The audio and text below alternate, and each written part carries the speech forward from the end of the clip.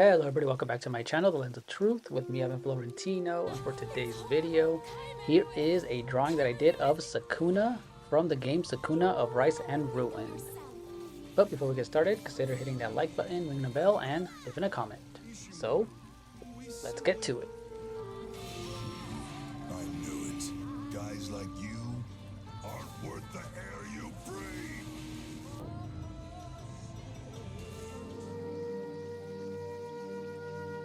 And if you haven't heard about this game, this was an indie game that was released a few years ago on many consoles, but I got it on the Switch, and I uploaded the unboxing video of that the other day, so go ahead and check that out.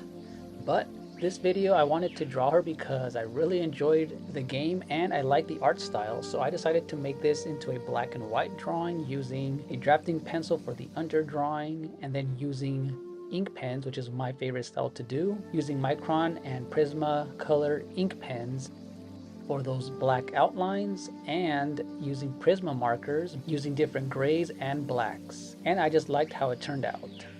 So go ahead and enjoy this time-lapse video and comment down in the section below what you think, and see you in the next one.